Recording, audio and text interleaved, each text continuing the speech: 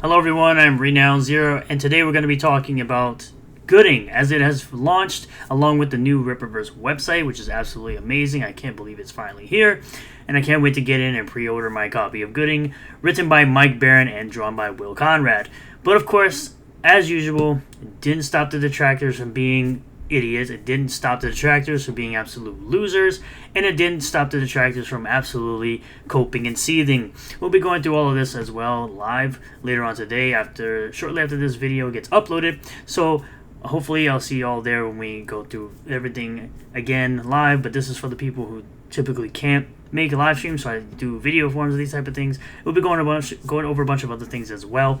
But as you can see, the new website is revamped. You got all your stuff up here, and of course you got the sales right here for Goodyng, sitting at 1,721 books sold, 52,396. Now if you compare this to Ethan Van Sciver's recent campaign, this will be passed in literally no time, and this has been up for probably anywhere between 30 and 60 days. This is 2 issues for, what is this, $40, 50 pages of story, and Goodyng is $18 for 72 pages of story with probably most likely much better paper quality as well.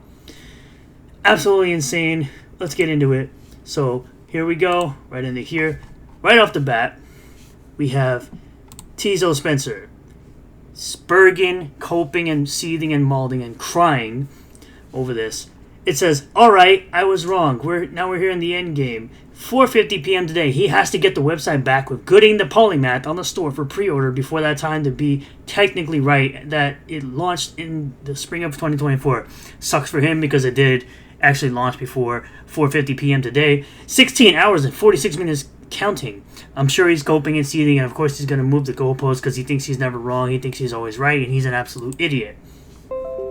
Saying, I'm going to run an experiment. The Rippaverse is worse than the movie The American Society of Magical N-Words. Unlike the movie, Eric July is a false American magical N-word, just like his lead art director, Kanan White.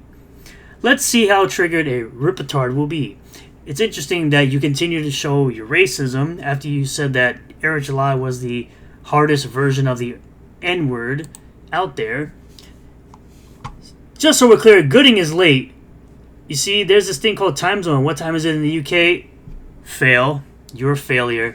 No. See, now you're shifting the goalposts saying UK time zones, you're coping and seething, and you're shifting the goalposts in real time.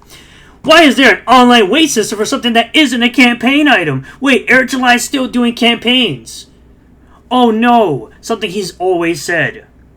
That the format would change, though. The format absolutely changed, and that the windows for fulfillment would be shorter. There's a wait time because there's a whole bunch of people trying to get in to buy a book by the legendary Punisher writer Mike Barron. You clown. And it's so funny, again, you're one of those people that claim that you hate the Rippaverse, you claim you wanted to see it fail. You're clearly one of its biggest fans, considering you want to keep buying merchandise, you want to keep buying and reading the books. Hold up, Goodyng campaign has my head spinning. Cover D is $18, cover A and B are $21, and cover C is $35. Why are these prices all over the place? I haven't checked yet, but shouldn't the other, it's supposed to say other, books reflect these pricing schemes too? Bro, if you checked the website and you checked to see how many pages the book has, it says 72 pages. That would mean the book would cost less because it has less pages to print. You clown. It's a 72-page book. It's the shortest book out of any book that has been launched so far by the Rippaverse, the longest being the 116-page ISOM 2, and then ISOM 3, I think is 128 pages plus to finish out the ill-advised arc. So you're not even trying to show you did any research. You're not even trying at all. Why is cover C $35? Because it's foil and embossed, as usual with cover C covers. Since ISOM 1! Well, maybe not since ISOM 2. My apologies. Since ISOM 2. You had the Shane Davis ISOM 2 foil cover, and you had the foil cover for Alpha Core 1. And then you had the foil cover for foil and emboss for Yairo. So now you have another foil and emboss cover for Goodyng. What's the problem? Obviously, A and B are the variant covers that have limited prints. Cover C has a limited print. It's foil and embossed. It costs a little more. Cover D is obviously the mass print that will always be printed. So for people who come in later on, they can always get in on the books. But you also had clowns like Frog Tony saying, "Holy crap, Eric July caught in more lies. Ripper's website claims Horseman released 10 days ago." Wrong. Wrong. That's not what this means, dummy. Publication date probably just means that's when the ISBN was assigned. This guy looks like a moron more and more every day. Well, didn't this Cecil Spencer guy say, "Prove it. Show me how Yara #1 is selling more than any Western graphic novel right now. Heck, show me AlphaCore, ISOM 2 outsold every Western graphic novel. We have 20 minutes and then you're blocked." People have already shown him this. Nobody cares about you. You're not that important. It's just funny that I like to make you look like an idiot and talk about you and monetize you. You have B.A. Turner saying, "A multi-million-dollar business with a website that can't function properly like every other website."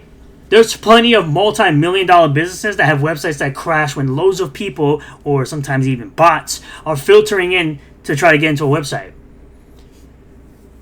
It's something called heavy traffic, a flow of people interested in purchasing something you would know nothing about. Mr. B.A. Eric doesn't deserve a success, Turner. Turn the cope up to 11. Your salty tears are delicious. And of course, Shane Davis had this to say about Eric responding to Karisu. "We have something happening. I'm glad you recognize quality. All hope isn't lost. My focus since I came here has always been on books. Just because I don't talk about my process doesn't mean I don't know what I'm doing. That's fine. I've drawn countless pages in my life. I have great insight into the comic industry and the process of making comics. That's why I will call out people trying to scam you with crappy books." Again, you're not calling out the fact that EVS is not putting books out. If I call out Marvel and DC, then turn a blind eye to Eric July, then I'm a hypocrite. So once again, you're spewing opinions that you're allowed to have that nobody cares about. You keep saying he makes crappy books, meanwhile, he clearly isn't making crappy books. People are buying them, people are enjoying them, people continue to purchase them.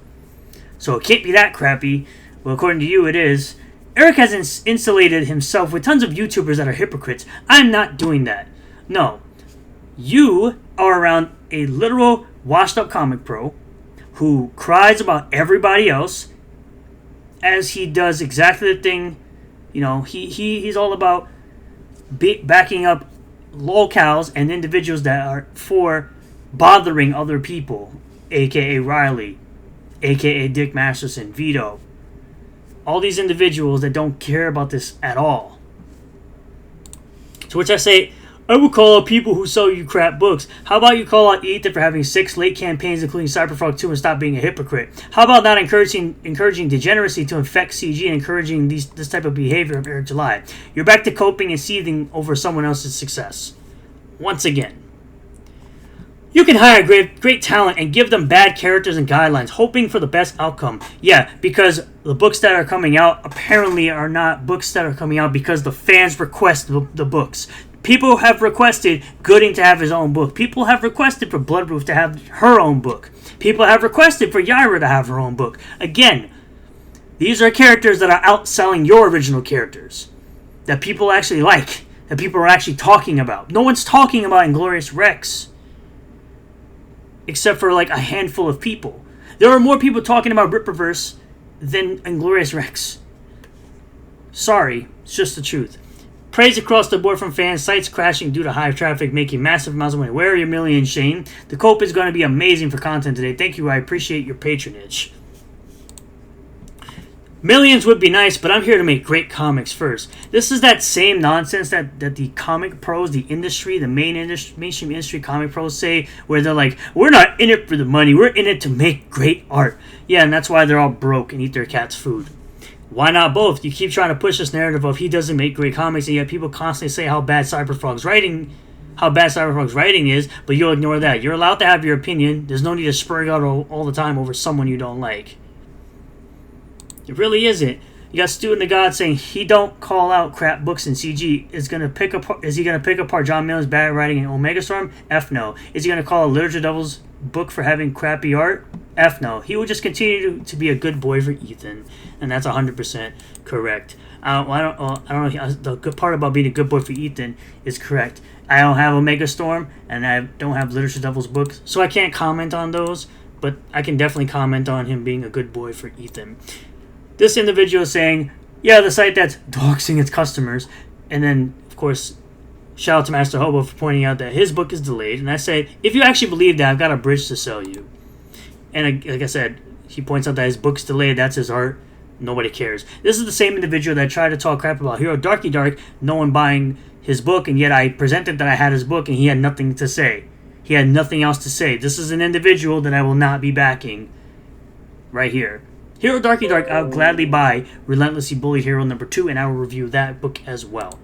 Looking forward to it. You have Dickie Boy Masterson back again, saying, Eric, why are you making people wait for 20 minutes just to sell 21 copies of your stupid gay fireman comic? Just use Shopify. It's like $80 a month. Why would he keep... See, this is why you're terrible at business. Why would he pay an app like that to give them a cut of the profits? No.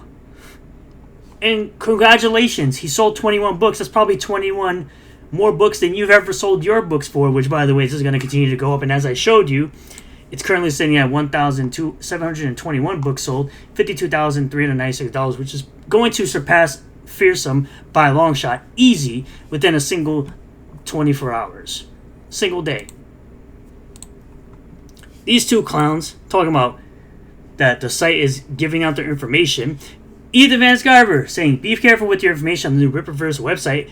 It's a machine that gives away your information and could explain some of the giving away of information that's going on today. Someone just alerted me to this. So Ripper's new site is up, and if you try to log in his membership site with an email, and of course he puts his email there because he's dumb, and then puts his name there, and then of course Dickie Boy Masterson continues to go along with it, saying, yep, it's verified, man. Eric, you really need to do better at this. Someone is going to get doxxed buying one of your crappy books, and it's entirely due to your incompetence, but I don't care, Sean. And then I simply respond by saying, I'm being doxxed. Bro, these guys are legit grasping at straws, which I show myself just typing in the man's name. Oh no, I'm being doxxed by Eric's new website, his big bad website. Brandon Feeder here says, tell Eric he needs to find some rockstar IT people to deal with these website problems. He already has those people. Stop coping because high traffic got the site messed up. Coping and seething.